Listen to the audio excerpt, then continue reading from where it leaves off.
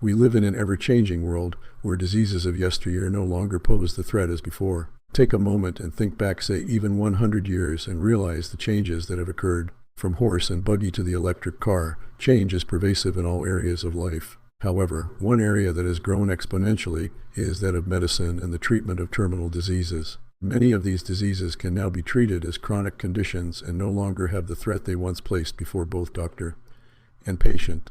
The fight against cancer. At the forefront of these terminal diseases is what has become known as cancer.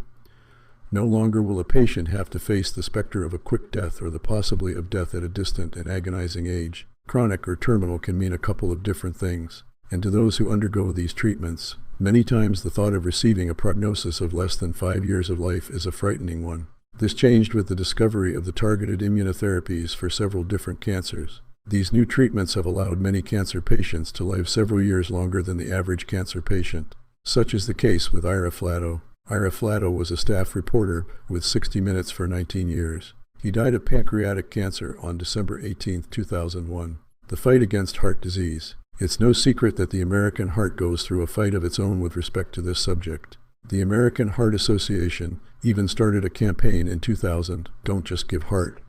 Fight for your heart." This was a humorous and catchy way to talk about the importance of a healthy heart, and a way to inform and educate the public that living a long and healthy life is possible, just by taking care of the key components in the human body. But the damage has already been done. The truth is that heart disease is the leading cause of death in the United States, killing more people than all forms of cancer combined. What is heart disease? The fight against diabetes. The number of people suffering from type 2 diabetes has grown exponentially over the past 20 years. Approximately 1 out of every 3 Americans has been diagnosed with diabetes and is living with it.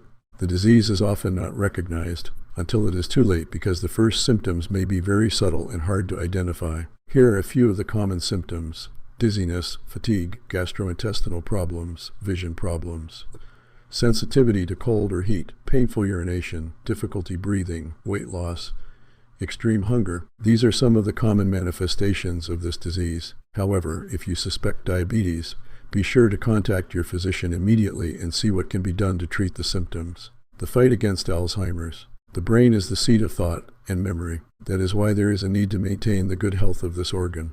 Not so easy when disease or age takes over. With that in mind, the fight against Alzheimer's began in the 50s. Many believe it was the war of the 1950s with communism that got this disease into the medical community's radar. In the 1990s, research on these 2 diseases of the brain led to successful treatments. There is now a cure for AIDS and cancer. The treatment for Alzheimer's that can now be given is the slow release of the chemical that helps maintain the brain's brain cell function. Many of the dementia patients who received the Aricept were completely restored. In 2007, the world's largest dementia study was conducted. Over 100,000 people were tested. The fight against musculoskeletal pain. We all have been touched by chronic musculoskeletal pain, whether it be from a car accident, sports injury, a birth defect, a lifetime of bad choices, or simply being in our 70s and 80s. Chronic pain is the leading cause of disability. In the U.S., it has been estimated that musculoskeletal disorders cost the U.S. $425 billion annually. It is also estimated that the number of working days lost due to musculoskeletal disorders to the U.S. workforce in 2011 was 10.2 million days, as you can see. This equates to the loss of over $290,000 per person per year. The current treatment of these diseases as chronic ones creates major complications that have led to major setbacks for many patients. Conclusions and final words. So now we know more than we did before about the condition of our body, and more importantly, what treatment is best to deal with those conditions. In conclusion, it is essential to speak with your physician and your medical advisor to find out the most current and best options. You have to provide the most health benefit in your lifetime.